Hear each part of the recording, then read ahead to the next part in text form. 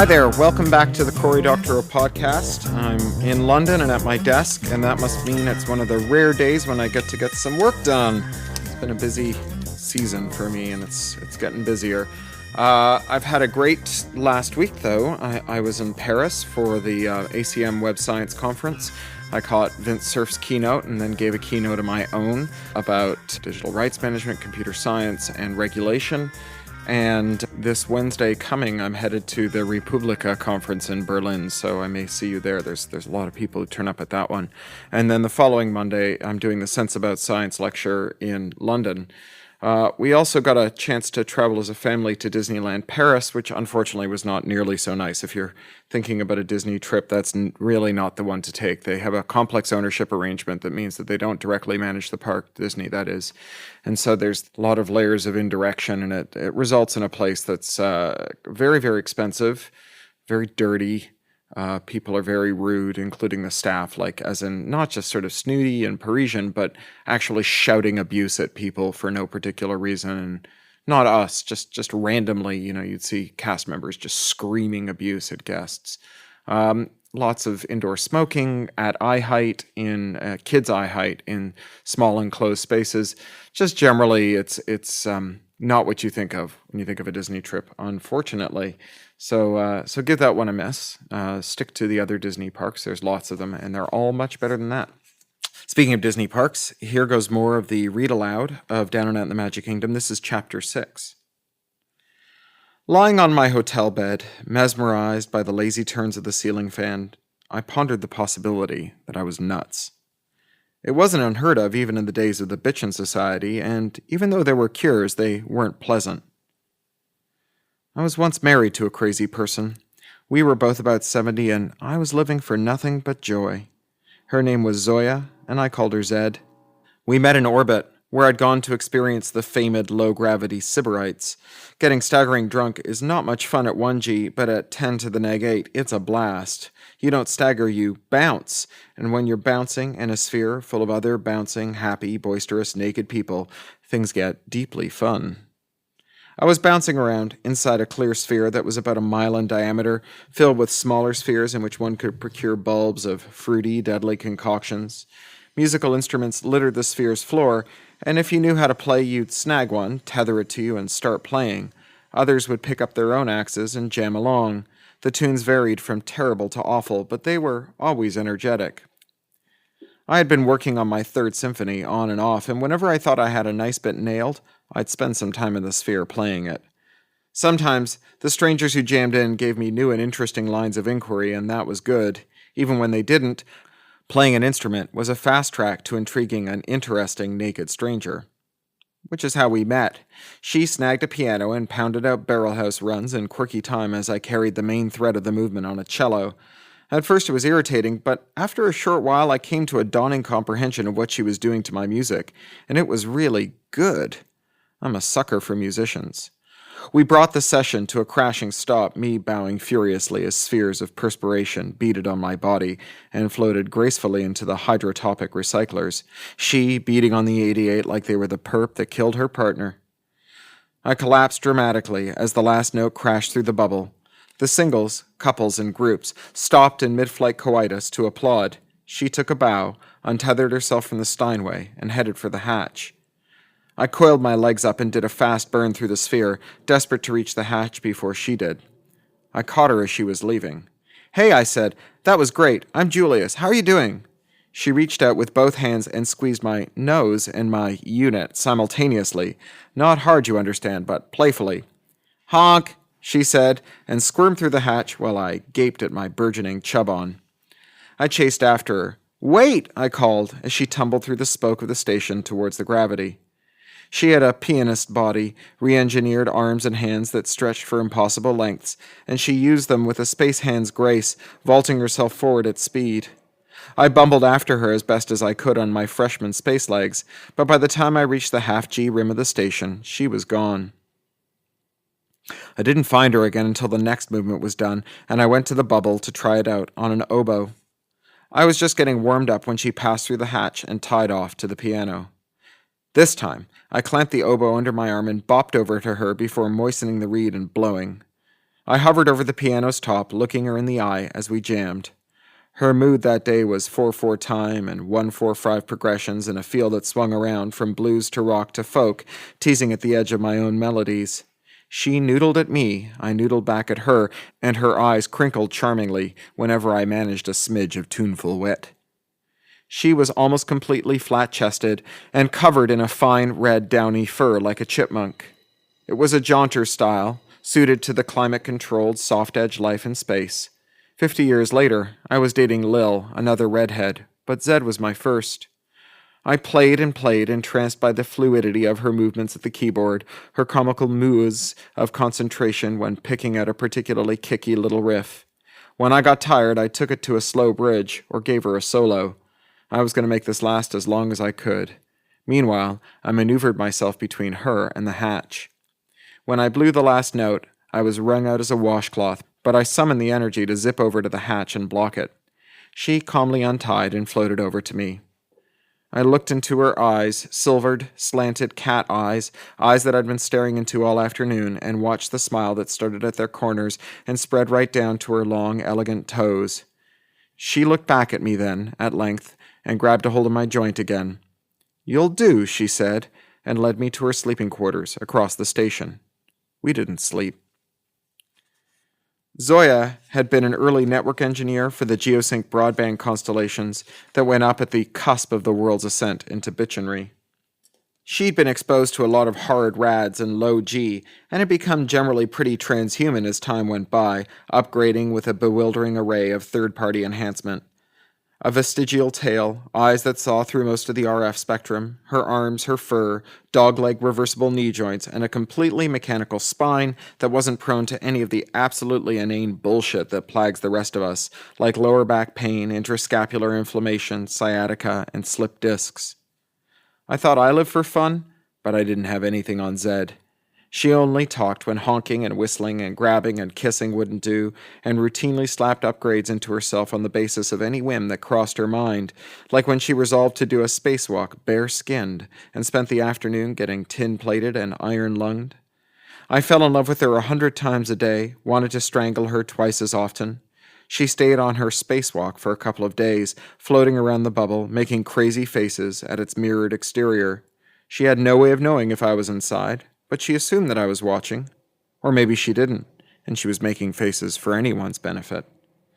But then she came back through the lock, strange and wordless, and her eyes full of the stars that she'd seen, and her metallic skin cool with the breath of empty space, and she led me a merry game of tag through the station, the mess hall where we skidded sloppy through a wobbly ovoid of rice pudding, the greenhouses where she burrowed like a gopher and shinnied like a monkey, the living quarters and bubbles as we interrupted 1,000 acts of coitus.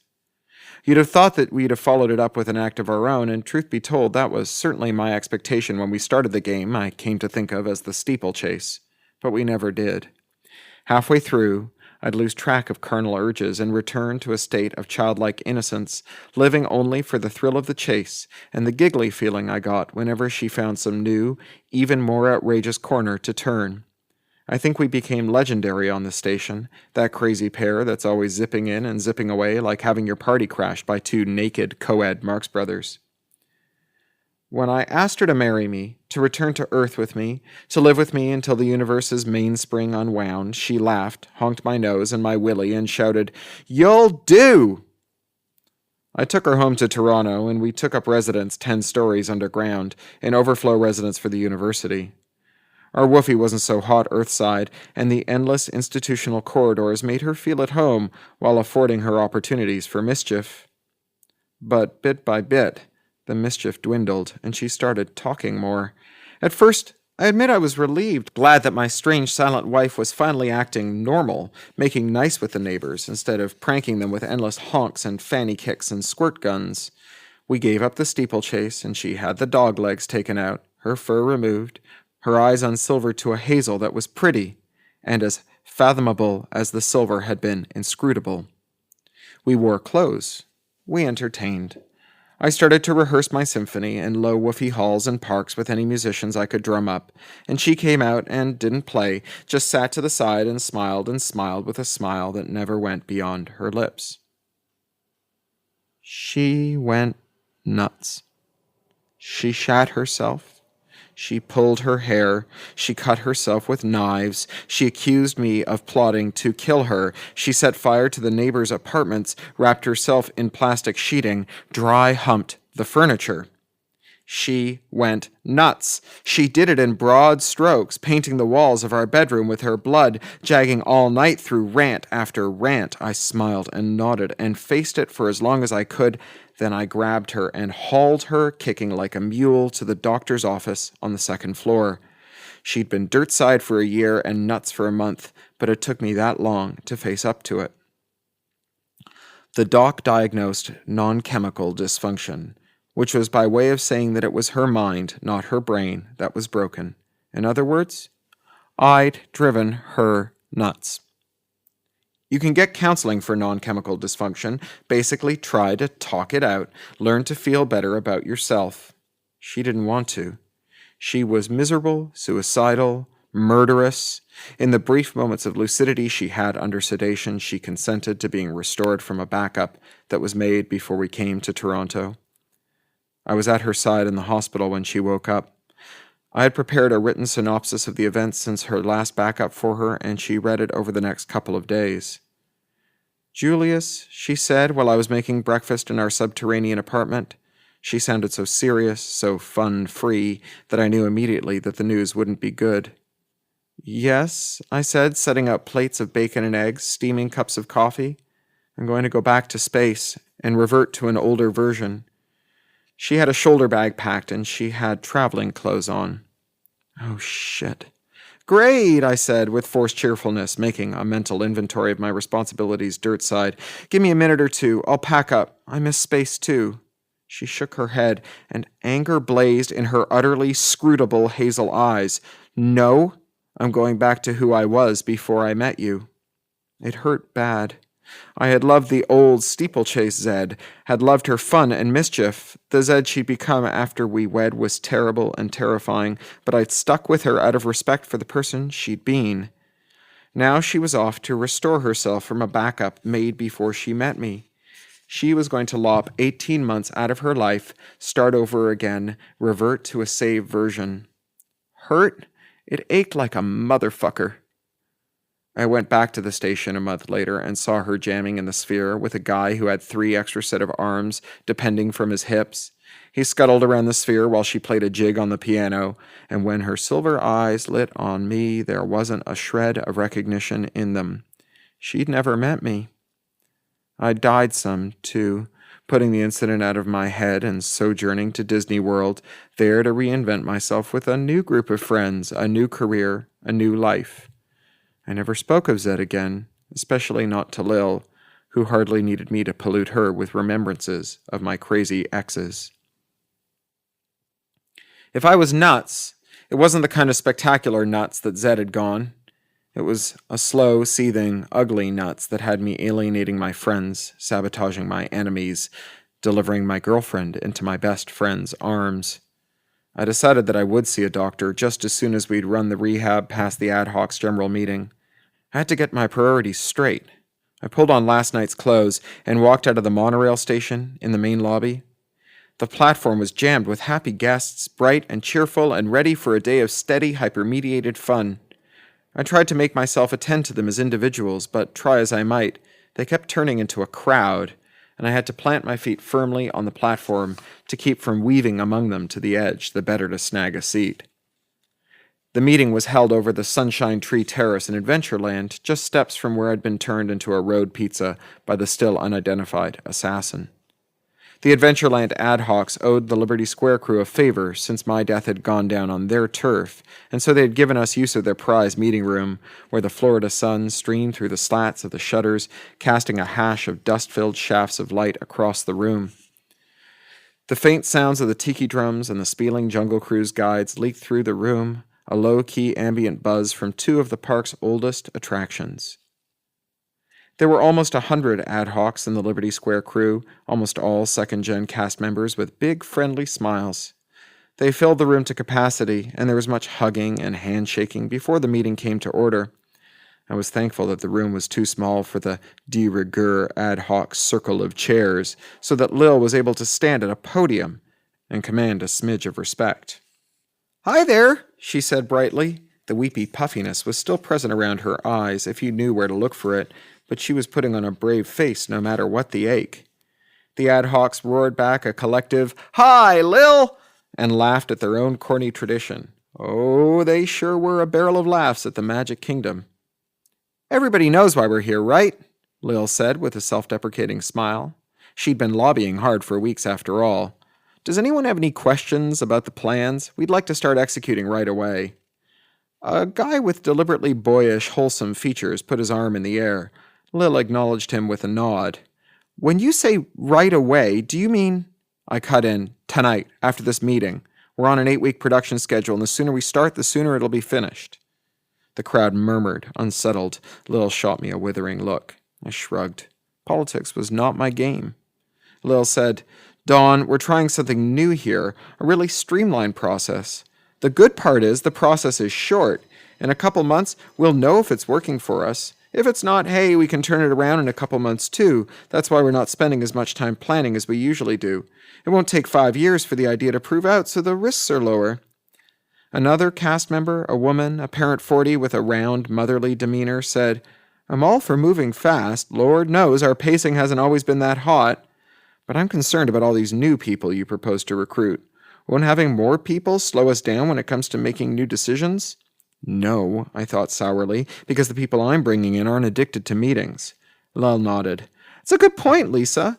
The offer we're making to the telepresence players is probationary. They don't get to vote until we've agreed that the rehab is a success." Another cast member stood. I recognized him. Dave, a heavy-set, self-important jerk who loved to work the front door, even though he blew his spiel about half the time. "Lillian," he said, smiling sadly at her, "I think you're really making a big mistake here. We love the mansion, all of us, and so do the guests. It's a piece of history, and we're its custodians, not its masters. Changing it like this, well," he shook his head, "it's not good stewardship. If the guests want to walk through a fun house with guys jumping out of the shadows saying booga booga, they go to one of the Halloween houses in their hometowns. The mansion's better than that. I can't be a part of this plan." I wanted to knock the smug grin off his face. I'd delivered essentially the same polemic 1,000 times in reference to Deborah's work, and hearing it from this jerk in reference to mine made me go all hot and red inside. "Look," I said, "if we don't do this, if we don't change things, they'll be changed for us by someone else. The question, Dave, is whether a responsible custodian lets his custodianship be taken away from him, or whether he does everything he can to make sure that he's around to ensure that his charge is properly cared for. Good custodianship isn't sticking your head in the sand." I could tell I wasn't doing any good. The mood of the crowd was getting darker, the faces more set. I resolved not to speak again until the meeting was done, no matter what the provocation. Lil smoothed my remarks over and fielded a dozen more, and it looked like the objections would continue all afternoon and all night and all the next day, and I was feeling woozy and overwrought and miserable all at the same time, staring at Lil and her harried smile and her nervous smoothing of her hair over her ears. Finally, she called the question. By tradition, the votes were collected in secret and publicly tabulated over the data channels. The group's eyes unfocused as they called up HUDs and watched the totals as they rolled in. I was offline and unable to vote or watch. At length, Lil heaved a relieved sigh and smiled, dropping her hands behind her back. "All right then," she said over the crowd's buzz. "Let's get to work." I stood up, saw Dan and Lil staring into each other's eyes, a meaningful glance between new lovers, and I saw red. Literally, my vision washed over pink and a strobe pounded at the edges of it. I took 2 lumbering steps towards them and opened my mouth to say something horrible, and what came out was, "Roar!" My right side went numb and my legs slipped out from under me and I crashed to the floor. The slatted light from the shutters cast its way across my chest as I tried to struggle up with my left arm, and then it all went black. I wasn't nuts after all. The doctor's office in the Main Street Infirmary was clean and white and decorated with posters of Jiminy Cricket in doctor's whites with an outside stethoscope. I came to on a hard pallet under a sign that reminded me to get a checkup twice a year, by gum, and I tried to bring my hands up to shield my eyes from the overbright light and the over-cheerful signage, and discovered that I couldn't move my arms. Further investigation revealed that this was because I was strapped down in full-on 4-point restraint. "Roar," I said again. Dan's worried face swam into my field of vision, along with a serious-looking doctor, apparent 70, with a Norman Rockwell face full of crow's feet and smile lines. "Welcome back, Julius. I'm Dr. Pete," the doctor said in a kindly voice that matched his face. Despite my recent disillusion with cast member bullshit, I found his shtick comforting. I slumped back against the pallet while the doc shone lights in my eyes and consulted various diagnostic apparatus. I bore it in stoic silence, too confounded by the horrible roar sounds to attempt more speech. The doctor would tell me what was going on when he was ready. "Does he need to be tied up still?" Dan asked, and I shook my head urgently. Being tied up wasn't my idea of a good time. The doc smiled kindly. "I think it's for the best for now. Don't worry, Julius. We'll have you up and about soon enough." Dan protested, but stopped when the doc threatened to send him out of the room. He took my hand instead. My nose itched. I tried to ignore it, but it got worse and worse until it was all I could think of, the flaming lance of itch that strobed at the tip of my nostril. Furiously, I wrinkled my face, rattled at my restraints. The doc absent-mindedly noticed my gyrations and delicately scratched my nose with a gloved finger. The relief was fantastic. I just hoped my nuts didn't start itching any time soon. "Well now," he said, stroking his chin, "Julius, you've got a problem. Your friend here tells me that your systems have been offline for more than a month. It sure would have been better if you'd come in to see me when it started up. But you didn't, and things got worse." He nodded up at Jiminy Cricket's recriminations. "Go ahead, see your doc." "It's good advice, son, but what's done is done. You were restored from backup about 8 weeks ago, I see. Without more tests, I can't be sure, but my theory is that the brain-machine interface they installed at that time had a material defect. It's been deteriorating ever since, misfiring and rebooting. The shutdowns are a protective mechanism meant to keep it from introducing the kind of seizure you experienced this afternoon. When the interface senses malfunction, it shuts itself down and boots a diagnostic mode, attempts to fix itself and come back online. Well, that's fine for minor problems, but in cases like this, it's bad news. The interface has been deteriorating steadily, and it's only a matter of time before it does some serious damage." "Roar," I asked. I meant to say, "All right, but what's wrong with my mouth?" The doc put a finger to my lips. "Don't try. The interface is locked up and it's taken some of your voluntary nervous processes with it. In time, it'll probably shut down, but for now, there's no point. That's why we've got you strapped down. You were thrashing pretty hard when they brought you in. We didn't want you to hurt yourself." Probably shut down. Jesus, I could end up stuck like this forever. I started shaking. The doc soothed me, stroking my hand, and in the process pressed a transdermal on my wrist. The panic receded as the transdermal sedative oozed into my bloodstream.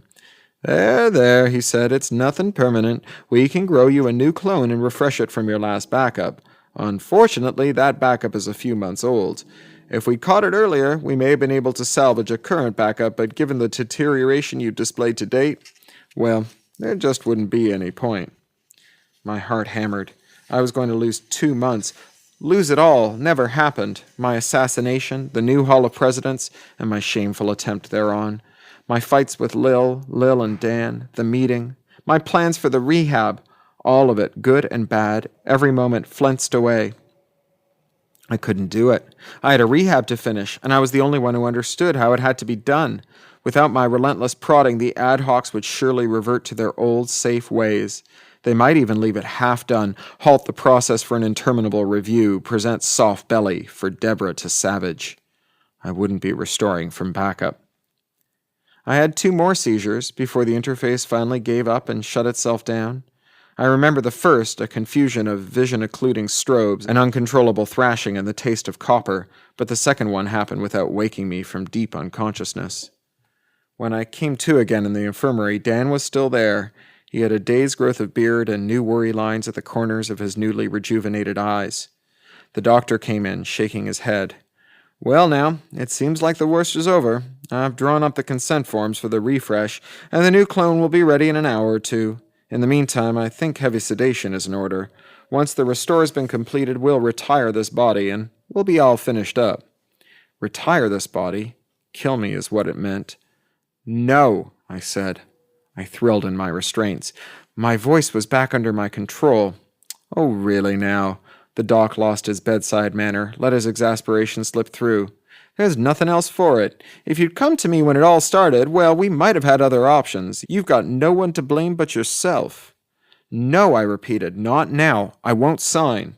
Dan put his hand on mine. I tried to jerk out from under it, but the restraints and his grip held me fast. You've got to do it, Julius. It's for the best, he said. I'm not going to let you kill me, I said through clenched teeth. His fingertips were calloused, work rough with exertion well beyond the normal call of duty. No one's killing you, son, the doc said. Son.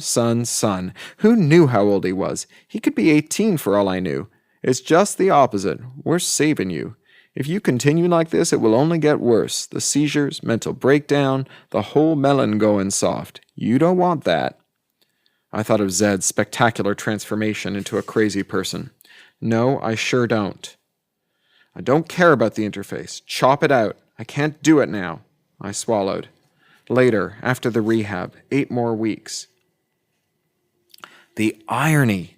Once the doc knew I was serious, he sent Dan out of the room and rolled his eyes up while he placed a call. I saw his gorge work as he sub-vocalized. He left me bound to the table to wait. No clocks in the infirmary, and no internal clock, and it may have been 10 minutes or 5 hours. I was catheterized, but I didn't know it until urgent necessity made the discovery for me. When the doc came back, he held a small device that I instantly recognized. A Herf gun. Oh, it wasn't the same model I'd used on the Hall of Presidents. This one was smaller and better made, with the precise engineering of a surgical tool. The doc raised his eyebrows at me. You know what this is, he said, flatly. A dim corner of my mind gibbered. He knows, the Hall of Presidents. But he didn't know. That episode was locked in my mind, invulnerable to backup. I know, I said. This one is high-powered in the extreme. It will penetrate the interface's shielding and fuse it. It probably won't turn you into a vegetable. That's the best I can do. If this fails, we will restore you from your last backup. You have to sign the consent before I use it. He dropped all kindly pretense from his voice, not bothering to disguise his disgust. I was pitching out the miracle of the bitchin' society, the thing that had all but obsoleted the medical profession. Why bother with surgery when you can grow a clone, take a backup, refresh to a new body? Some people swap corpuses just to get rid of a cold. The doc wheeled my gurney into the crash and hum of the utilidors and then put it on a freight tram that ran to the Imagineering compound and thence to a heavy, exposed Faraday cage. Of course, using the Herf on me would kill any electronics in the neighborhood. They had to shield me before they pulled the trigger. The doc placed the gun on my chest and loosened my restraints. He sealed the cage and retreated to the lab's door. He pulled a heavy apron and helmet with face guard from a hook beside the door. Once I am outside the door, point it at your head and pull the trigger. I'll come back in 5 minutes. Once I am in the room, place the gun on the floor and do not touch it. It is only good for a single usage, but I have no desire to find out that this is wrong. He closed the door. I took the pistol in my hand. It was heavy, dense with its stored energy, the tip a parabolic hollow to better focus its cone. I lifted the gun to my temple and let it rest there. My thumb found the trigger stud. I paused. This wouldn't kill me, but it might lock the interface forever, paralyzing me, turning me into a thrashing maniac. I knew that I would never be able to pull the trigger. The doc must have known, too. This was his way of convincing me to let him do that restore. I opened my mouth to call the doc, and what came out was, "Oh!" The seizure started. My arm jerked, and my thumb nailed the stud, and there was an ozone tang. The seizure stopped. I had no more interface. The doc looked sour and pinched when he saw me sitting up in the gurney, rubbing at my biceps. He produced a handheld diagnostic tool and pointed it at my melon, then pronounced every bit of digital microcircuitry in it dead. For the first time since my 20s, I was no more advanced than nature had made me. The restraints had left purple bruises at my wrists and ankles where I'd thrashed against them. I hobbled out of the Faraday cage in the lab under my own power, but just barely, my muscles groaning from the inadvertent isometric exercises of my seizures. Dan was waiting in the utilidor, crouched and dozing against the wall. The doc shook him awake and his head snapped up, his hand catching the doc in a lightning-quick reflex. It was easy to forget Dan's old line of work here in the Magic Kingdom, but when he smoothly snagged the doc's arm and sprang to his feet, eyes hard and alert, I remembered. My old pal, the action hero. Quickly, Dan released the doc and apologized. He assessed my physical state and wordlessly wedged his shoulder in my armpit, supporting me. I didn't have the strength to stop him. I needed sleep. I'm taking you home, he said. We'll fight Deborah off tomorrow.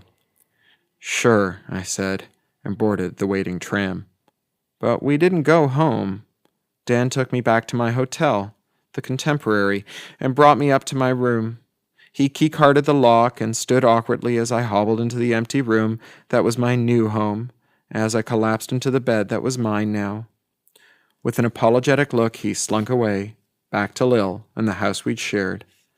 I slapped on a sedative transdermal that the doc had given me and added a mood equalizer that he'd recommended to control my, quote, personality swings. In seconds, I was asleep. Well, I'll talk to you next week. Have a great week. Bye.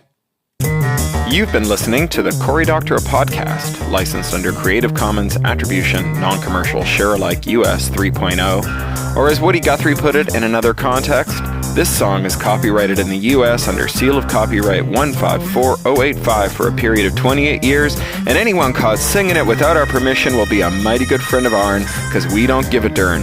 Publish it, write it, sing it, swing to it, yodel it, we wrote it, that's all we wanted to do. Many thanks to John Taylor Williams for mastering. That's Ryneck Studio, WRYNECK Studio at gmail.com. John Taylor Williams is a full-time self-employed audio engineer, producer, composer, and sound designer.